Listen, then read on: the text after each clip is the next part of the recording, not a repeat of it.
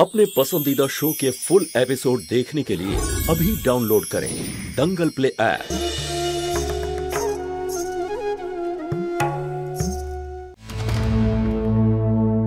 এভাবে বলতে নেই দীপু, উনি গুরুজন। আর এমনিতেও একদিন তো তোর বিয়ে হবে, এরকম সম্বন্ধ বারবার আসে না। হ্যাঁ রে বাবা, তোর মা ঠিক বলেছে। আর এই মেয়েটা খুব সুন্দর দেখতে, একবার তুই দেখ না। ঠাকুমা প্লিজ। মা দেখো, আমি এখন বিয়ে করতে পারবো না। মা, একবার বিয়ে করার পর অনেক দায়িত্ব বেড়ে যায়। আর এই সময় আমার কাছে সব থেকে বড় দায়িত্ব আমার বোনেরা। ওরাই আমার কাছে সব থেকে বড় দায়িত্ব। ওদের জীবনের উপর দিয়ে যে ঝড় বয়ে যাচ্ছে, যতক্ষণ না সেই সব ঠিক হচ্ছে আমি বিয়ে করতে পারবো না।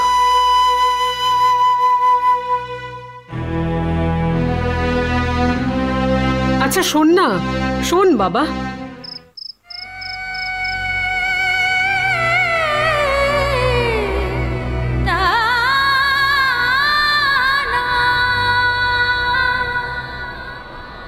তোমার কথা খুব মনে পড়ছে সুমন্ত, খুবই মনে পড়ছে।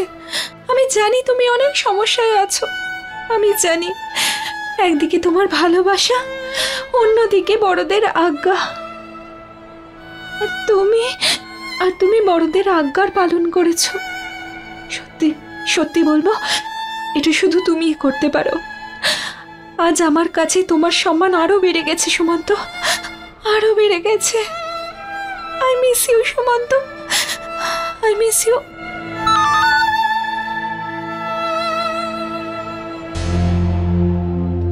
এই সময় এখন আবার কি? সুমন্ত,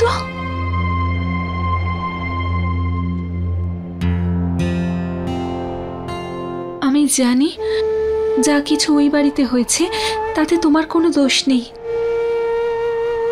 কিন্তু তুমি তো বাবার রাগ খুব ভালো করে জানো। আমায় একটু সময় দাও, আমি সব ঠিক করে দেব। নিজের সুমন্তের ওপর সব সময় ভরসা রেখো। সে অবস্থা যেমনই হোক না কেন, আমার ভালোবাসা কখনো পাল্টাবে না। নিজের খেয়াল রেখো সুমন্ত, আমার তোমার উপর সম্পূর্ণ ভরসা আছে। আর আমি এটাও জানি, যদি তুমি আমার সাথে থাকো তাহলে সব ঠিক হয়ে যাবে।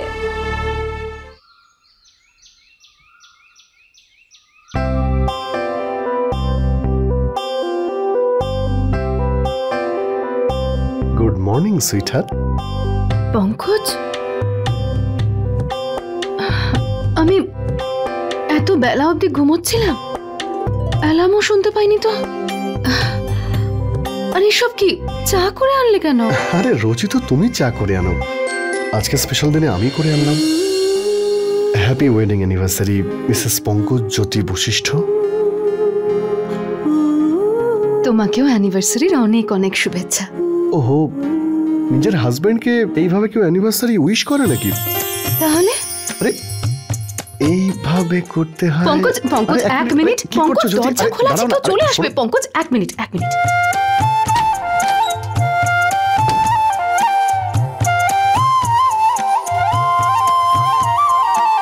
এই হলো তোমার গিফট। আরে এটা কি? আরে আমি তো অন্য গিফট আশা করেছিলাম। আর তুমি দেখো, সন্ধ্যাবেলায় কিন্তু সুদ সমেত উসুল করব। উসুল করে নিও, কিন্তু আগে আমাকে তুমি বলো না এই গিফটটা কেমন হয়েছে। খুব সুন্দর। আর আমিও তোমার জন্য দুটো গিফট নিয়েছি, একটা তো অলরেডি আমি দিয়ে দিয়েছি, আরেকটা সন্ধ্যায় দেব, ঠিক আছে? আরে এত ভেবো না, আমি তোমার অ্যাকাউন্টে 10 লাখ টাকা জমা করে দিয়েছি। কি? হ্যাঁ, এমনিতে রোজের সঙ্গে এরকমই কথা হয়েছিল আমার। ও আমাকে এটা বলেছিল যে একজন হাজবেন্ডের এটা দায়িত্ব তার ওয়াইফের ফিনান্সিয়াল সিকিউরিটির খেয়াল রাখা, সেই জন্য। কিন্তু পঙ্কজ, এতগুলো টাকা। আরে আমার যা কিছু রয়েছে সে সবই তো তোমার, তাহলে তুমি টাকা নিতে সংকোচ করছো কেন? কিন্তু পঙ্কজ, তুমি একবার তো দেখো, আমার সবকিছু আমি তোমায় দিয়ে দিয়েছি, আর তুমি এই সামান্য কটা টাকা নিয়ে ভাবছো। দেখো জ্যোতি, আমি তোমার সব সিদ্ধান্তকে সম্মান দিয়েছি, তাই আমিও চাই যে তুমিও আমার সিদ্ধান্তকে সম্মান জানাও। ব্রজর কথায় পঙ্কজ 10 লক্ষ টাকা আমার অ্যাকাউন্টে ট্রান্সফার করে দিয়েছে। কি চাইছেটা কি ব্রজ? আরে এসব কথা বাদ দাও, তুমি আজ কিছু রোমান্টিক কথা বলো না। কারণ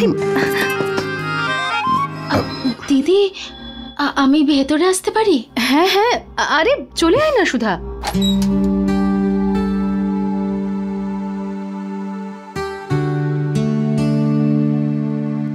এসো সুধা। সকাল সকাল তোদেরকে ডিস্টার্ব করলাম। না না, আরে ডিস্টার্ব কেন করবি? আরে আমরা তো আরে তুমি তোমার শালি হও, এটুকু অধিকার তো তোমার আছে। হ্যাপি অ্যানিভার্সারি জামাইবাবু। Thank you so much. দিদি তুই একবার আমার সাথে চল না। এখনই? হ্যাঁ, কেন নয়। আর এমনিতেও আমি এক্ষুনি স্নানে যাচ্ছিলাম। স্নান তো আমার হয়ে গেছে, আমি তো ব্রেকফাস্ট করতে যাচ্ছিলাম। ব্রেকফাস্ট। চল না দিদি, চল। সুধা, আরে টানছিস কেন? কি বলবি বল তুই না। এখানে বস।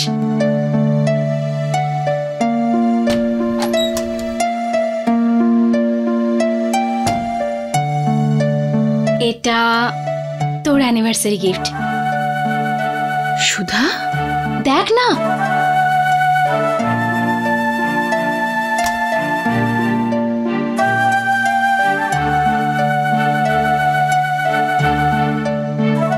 খুলে দেখ।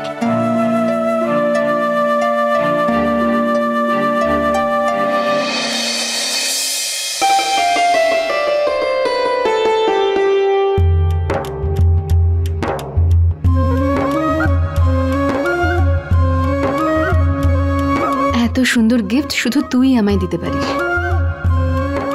আমি এটা এক্ষুনি পরবো। কেমন লাগছে? ভালো লাগছে। Thank you. আর এটা জামাইবাবুর জন্য। তুইও না সুধা, একদম বোকামি। নিজে কেন দিয়ে এলি না? ওই প্রথমবার জামাইবাবুর জন্য কিছু এনেছি, জানি না ওনার ভালো লাগবে কিনা। আমার তরফ থেকে তুই দিয়ে দিস। নিজের জামাই বাবুর কাছে কেউ লজ্জা পায় নাকি? তুই নিজে গিয়ে দে, ওর ভালো লাগবে। না দিদি প্লিজ, আমার লজ্জা লাগে।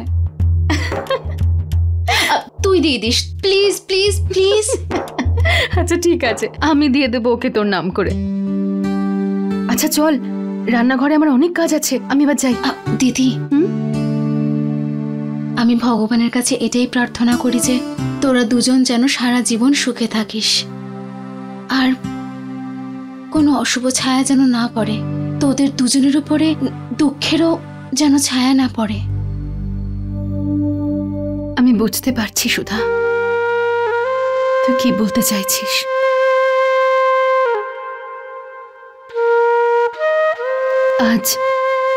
আজ আমিও একটা সিদ্ধান্ত নিয়েছি সুধা। আজ আমি পঙ্কজকে আমার অতীতের সব সত্যি জানিয়ে দেব।